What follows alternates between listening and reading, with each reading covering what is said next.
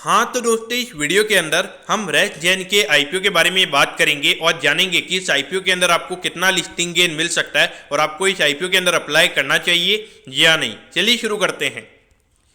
तो देखिए, सबसे पहले हम ये जानेंगे कि ये कंपनी क्या काम करती है। तो देखिए, जो कंपनी है 2018 में ये कंपनी स्टार्ट हुई है, यानी कि लगभग 4 से 5 साल ये कंपनी को स्टार्ट हुए हो चुके हैं। तो देखिए, ये जो कंपनी है, कंपनी पायरोलिसिस ऑयल बनाने का ये कंपनी काम करती है, जो कि प्लास्टिक का जो वेस्ट मटेरियल होता है उससे बनाया जाता है। और नॉर्मली जो फर्नेस ऑयल होता है तो उसका ये सब्स्टिट्यूट यानी कि उसकी जगह पे ये यूज़ किया जाता है। तो डेफिनेटली अगर आप देखोगे, जो प्लास्टिक का वेस्ट मटेरियल होता है, जो पॉल्यूशन वगैरह वगैरह के लिए काफ़ी ज़्यादा पॉल्यूशन वगैरह क्रिएट करता है और अपने एनवायरनमेंट के लिए काफ़ी ज़्यादा हार्मफुल रहता है। और उससे अगर कंपनी कुछ अच्छे प्रोडक्ट्स वगैरह अगर ये कंपनी बना रही है तो इकोनॉमी के लिए और खास करके एनवायरनमेंट के लिए चीज़ें काफ़ी अच्छी रहती है। तो उस पॉइंट ऑफ व्यू से देखा जाए तो मुझे ये काफ़ी अच्छी बात यहाँ पे नजर आती है।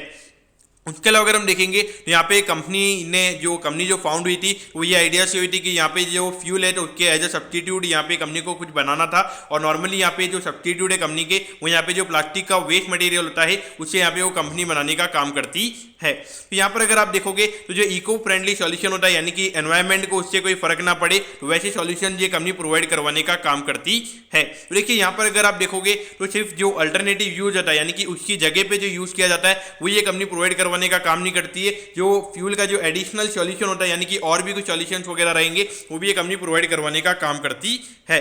अगर हम देखेंगे तो कंपनी ये इनोवेशन को क्या बोलती है, तो प्लास इको करके ये कंपनी इनोवेशन को इन्होंने अपने इनोवेशन को यहाँ पे नाम दिया है। और उसके अलावा अगर हम देखेंगे जो भी अगर आप देखोगे कार्बन वगैरह हो गया, जो कि कोल का सब्स्टिट्यूट होता है, तो उसे यहाँ पे कंपनी रिपर्पज करने का काम करती है। और उसके अलावा अगर हम गैस की अगर हम बात करेंगे, जो एलपीजी का सब्स्टिट्यूट हमें यहाँ पे नजर आता है, तो इन सबको यहाँ पे रिपर्पज करने का ये कंपनी काम करती है। तो ऑल ओवर देखा जाए तो थोड़ा बहुत हमें यहाँ पे जो बिजनेस है कंपनी का वो हमें यहाँ पे कॉम्प्लेक्स नजर आता है, लेकिन कहीं ना कहीं अगर देखा जाए तो एनवायरमेंट को यहाँ पे फ्रेंडली बनाने की कोशिश यहाँ पे कंपनी की तरफ से की जा रही है। और जिस तरीके से हमारी गवर्नमेंट वगैरह की अगर हम बात करेंगे, ग्लोबली भी अगर आप देखोगे जिस तरीके से अभी इको फ्रेंडली बनने की कोशिश की जा रही है, तो वहां पे कहीं ना कहीं देखा जाए तो long term point of view से बिजनेस यहाँ पे थोड़ा सस्टेनेबल हमें यहाँ पे नजर आता है।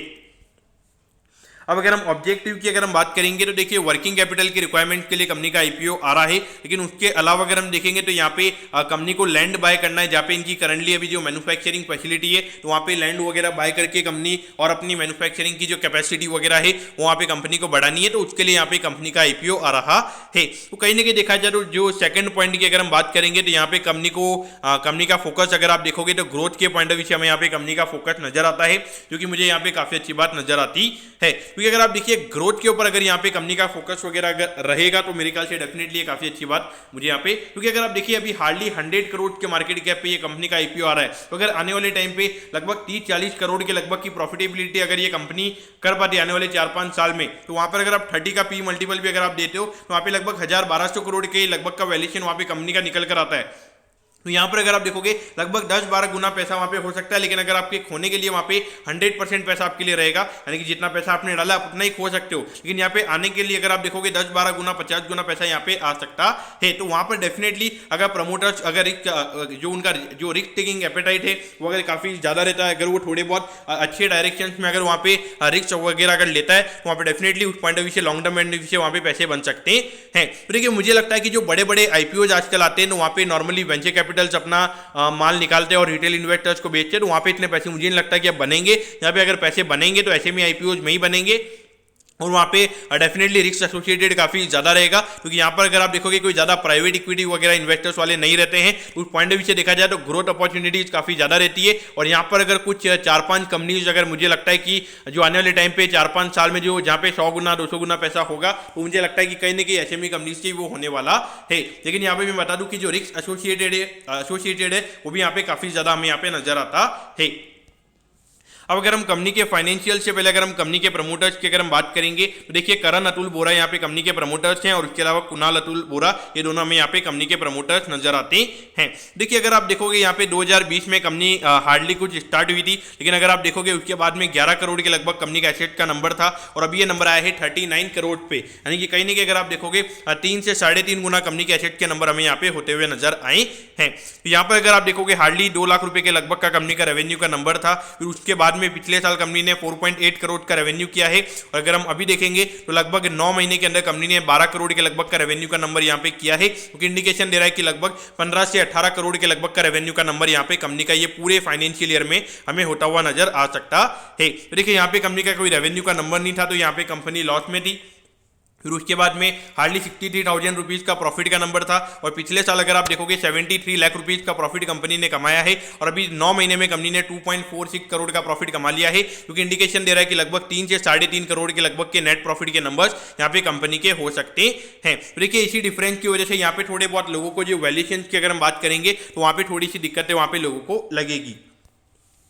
अब अगर हम आईपीओ के डिटेल्स के बारे में अगर हम बात करेंगे तो देखिए 28 फेब को ये आईपीओ में ओपन होता हुआ नजर आएगा और 2 मार्च को ये आईपीओ में क्लोज होता हुआ नजर आएगा।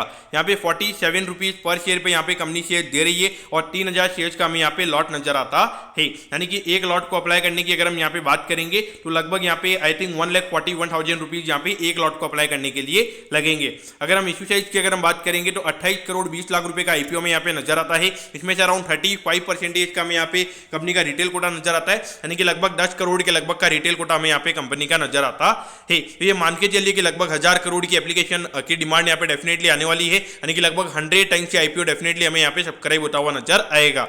यहाँ पे ये जो कंपनी है ये कंपनी बीएसई के एसएमई प्लेटफॉर्म पे ये कंपनी हमें लिस्ट होती हुई नजर आएगी। अब अगर हम यहाँ पे टाइम टेबल के बारे में अगर हम बात करेंगे तो देखिए 8 मार्च को आपको पता चल जाएगा कि आपको अलॉटमेंट मिला है या नहीं। अगर अलॉटमेंट नहीं मिलता है तो 9 मार्च को आपको रिफंड मिल जाएगा और 10 मार्च को आपके डीमैट अकाउंट में शेयर्स आ जाएंगे अगर आपको अलॉटमेंट मिलता है और 13 मार्च को ये कंपनी हमें लिस्ट होती हुई नजर आएगी।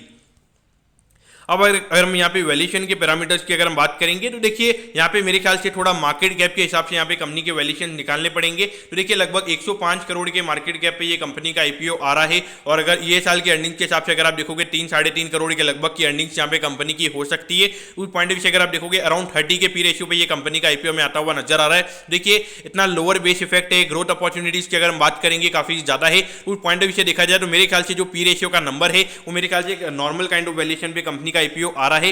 बाकी यहाँ पे आरओई वगैरह के नंबर इतने लोअर बेस इफेक्ट पे मेरे ख्याल से देखना कोई मतलब नहीं रहेगा। यहाँ पे डेट टू इक्विटी की अगर आप बात करोगे अभी 28 करोड़ रुपए यहाँ पे कंपनी हमें रेज करती हुई नजर आ रही है। वो इतना इक्विटी रेज करने के बाद में कंपनी का जो डेट टू इक्विटी है अराउंड 1.5 के नीचे हमें आता हुआ नजर आएगा। उस पॉइंट ऑफ व्यू से देखा जाए ये वैल्यूएशन का पैरामीटर्स आपने बिल्कुल भी नहीं देखना चाहिए, क्योंकि पिछले साल कंपनी का 73 लाख रुपीज के लगभग कंपनी के प्रॉफिट के नंबर थे और अभी लगभग 2.5 करोड़ रुपए कंपनी ने पिछले 9 महीने में ही कमा लिए हैं। तो पॉइंट ऑफ व्यू से आपने यहाँ पे देखना चाहिए। लेकिन मेरे ख्याल से देखा जाए तो यहाँ पे कंपनी एज अ होल यहाँ पे थोड़ी बढ़िया मुझे यहाँ पे लगती है और थोड़ा इनोवेटिव वगैरह भी है। और यहाँ पे छोटी कंपनीज के अंदर मैंने देखा है कि जहाँ पे थोड़ा कुछ इनोवेशन वगैरह अगर रहता है तो वहाँ पे डेफिनेटली मार्केट उसे काफ़ी ज़्यादा पसंद करता है। अगर आप देखोगे अभी मैकपोज के अंदर भी अगर आप देखोगे काफ़ी अच्छी डिमांड हमने देखी है। तो उस पॉइंट ऑफ व्यू से देखा जाए मुझे यहाँ पे कंपनी डेफिनेटली अच्छी लग रही है। मैं डेफिनेटली कंपनी के अंदर अप्लाई करने वाला हूँ। अगर मार्केट में अगर लिक्विडिटी अगर थोड़ी प्रॉब्लम भी रहती है तो भी मैं यहाँ पे डेफिनेटली अप्लाई करने वाला हूँ और मैं फुल टू अप्लाई करने वाला हूँ, यानी कि जितने लॉट में अप्लाई कर सकता हूँ उतने लॉट में यहाँ पे अप्लाई करने वाला हूँ। एचएनआई के अंदर मुझे लगता है कि यहाँ पे कोई अलॉटमेंट के चांसेस काफी इजी रहने वाले। मुझे लगता है कि आराम से 200-300 टाइम यहाँ पे एचएनआई कोटा सब्सक्राइब होने वाला है। तो इसीलिए मैं यहाँ पे सोच रहा हूँ कि लगभग 6 से 7 यहाँ पे रिटेल की जो एप्लीकेशन है वो मैं यहाँ पे डेफिनेटली लगाऊंगा। और देखिए मुझे लगता है कि अगर मार्केट में करेक्शन रहेगा और हो सकता है कि अगर डिस्काउंट पे लिस्टिंग वगैरह के इश्यूज रहेंगे तो भी मैं यहाँ पे डेफिनेटली अप्लाई करने वाला, क्योंकि मुझे यहाँ पे कंपनी काफी अच्छी यहाँ पे नजर आती है और ग्रोथ अपॉर्चुनिटीज काफी ज्यादा है। तो मुझे लगता है कि यहाँ पे रिस्क लिया जा सकता है। तो दोस्तों मैं होप करता हूँ कि रेज जैन के आईपीओ के बारे में आपको सब कुछ समझ में आ गया होगा। अगर आपकी कोई भी क्वेरीज है आप कमेंट कीजिए, मैं जरूर आपके कमेंट पर रिप्लाई करूंगा। ओके दोस्तों, thank you, have a nice day.